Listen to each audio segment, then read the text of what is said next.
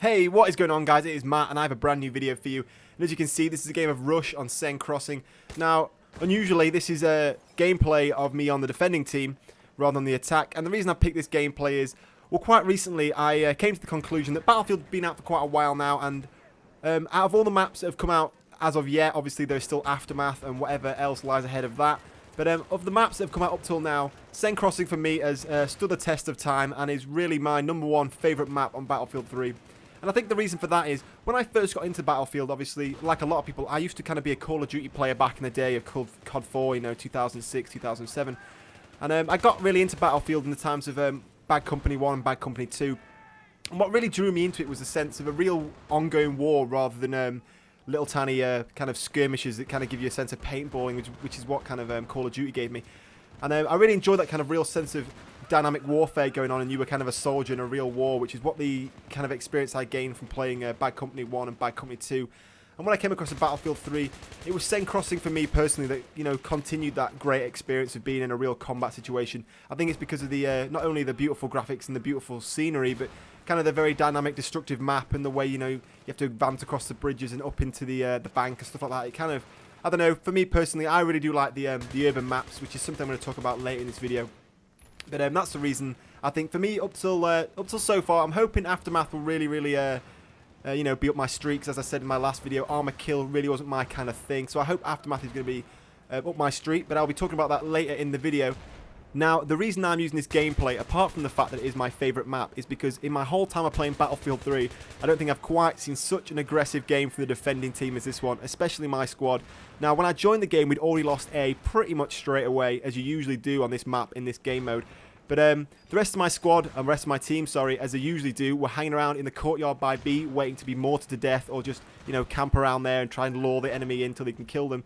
But my squad, using the smoke that I was using at the start of this video, as you saw, we pushed up the stairs and into this building in front of the courtyard, which is normally held by the enemy, which then gave us a good position to look down onto, you know, them trying to approach across that open little yard space in front, as you can see. But we really, you know, we fought quite valiantly, and the enemy threw everything they had at us, from their armoured vehicles firing the rockets at us, to the snipers, to the RPGs. And I keep changing between different classes and different weapons, trying to maximise the damage I can do to the enemy. So it's a pretty cool gameplay. I hope you enjoy. I get some kind of funky kills by using the RPGs to fire at the kind of surrounding walls to knock them down onto enemies who are camping behind vehicles and stuff like that. So I hope you enjoyed the gameplay. Now, what I want to speak to you guys about today is, of course, the Aftermath trailer. Now, this came out today. Now, it is a trailer that is on general release. About 2 weeks ago for premium members only on Battlelog, there was actually a sneak peek video of Aftermath. And I think it was just one map. There was no real gameplay. It was just kind of camera panning around, showing this map off. But now, for general release for the whole general public, there is an actual gameplay video now of some of you know, the things that Aftermath has in store for us. Now, interestingly, this trailer is very different to previous DLC launch trailers for Battlefield. In the past, is obviously they've shown kind of in-game gameplay of kill feeds and kind of very fast-paced, action-packed cutscenes. Now, this trailer is different because it actually takes some form of a narrative. Now, the reason I think this is because Aftermath, it seems, ties in quite well to the campaign. Now, obviously, in the campaign, when you're in Tehran and you're in Iran, there is an earthquake and, you know, everything around you collapses and you wake up in the rubble, and you know, the whole city's, well, it's the aftermath of an earthquake, hence the name Aftermath. Now, in this trailer, you see 4 characters, 4 US Marines kind of waking up after the earthquake, in the aftermath of the earthquake. And the first thing to spot in this video, and I will leave a link to in the description below for this video if you haven't seen it. And the first thing I spotted when watching this is, of course, the character models. Now, there's been some rumours about this already, that with, you know, with Aftermath now, they've changed the character models around to kind of suit the situation more, that, you know, they're soldiers who've been fighting through a war-torn situation and they've just gone through an earthquake, rather than being the kind of fresh-looking Marines that the character models are based on now. Now, the first bit of character modelling difference that I noticed was the fact that the snipers now seem to be wearing a nice pair of Ray-Ban sunglasses. Now, whether or not this will make a difference to the solar glare in Battlefield 3 is yet to be found out, but unfortunately, I can't see it making much of a difference. You'd need a welding mask to stop that kind of sun glare, but never mind.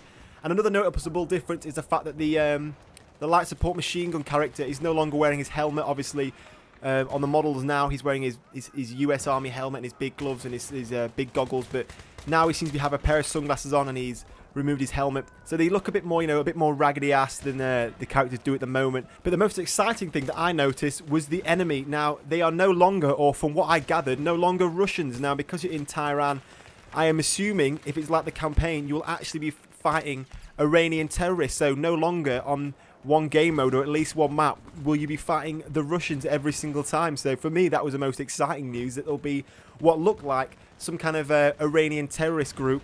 The character models were very similar to the bad guys that you fight on campaign mode on the early missions on the similar maps. Now, the other big news to come out of this trailer is, of course, the crossbow. Now, everybody's been talking about the crossbow. In the trailer, you see a guy using it with a scope on it, which straight away kind of reminded me of Call of Duty and Black Ops, which kind of put a shiver down my spine because, those kind of Call of Duty things I don't think really belong in Battlefield. I'm not saying the crossbow doesn't belong there. I'm going to give it a chance once it's here. I'm going to see how it kind of fares in the game. I will say straight away that I can tell you now it will probably be overpowered. Because it's a one-shot, slow reload, I can probably guarantee you now it'll be one-shot kill. So people will be using it at close range and getting a kill every time. And I can, people will be complaining. So you heard it here first. I guarantee that thing will be overpowered when it first comes out. Now, in this trailer, unfortunately, they're playing the exact same map that they played on the premium early trailer. So we've only ever seen this one bit of map, which is kind of Tehran city centre collapse. And it looks like there's bits of collapsed crane that I'm assuming you might be able to climb up. So hopefully there should be different, heights and levels. And the other main thing that they've been talking about is, of course, a new game mode called Scavenger Mode. Now, in this new game mode, you spawn with only a pistol to begin with, and then you have to go around the map and scavenge new weapons. Now, I'm assuming the game mode is going to be something similar to Conquest Domination, but that means the class you spawn with will be irrelevant to what weapons you get and will only be used to decide what your character looks like. And it also means there may be an opportunity to mix and match weapons and kit between classes, which will be something you've never been able to do before in Battlefield 3, so that should be pretty cool. And it will also mean that you've got to mix and match and change your weapons quite regularly depending on the amount of ammo lying around, so that should be pretty cool. Anyway, guys, thanks for watching. I hope you've enjoyed the video. If you did, please give me a thumbs up and a comment. It helps me out a lot. And stay tuned for next week for my first Medal of Honor Warfighter video, as that game drops pretty soon. And in the meantime, thank you for watching, and I will see you soon.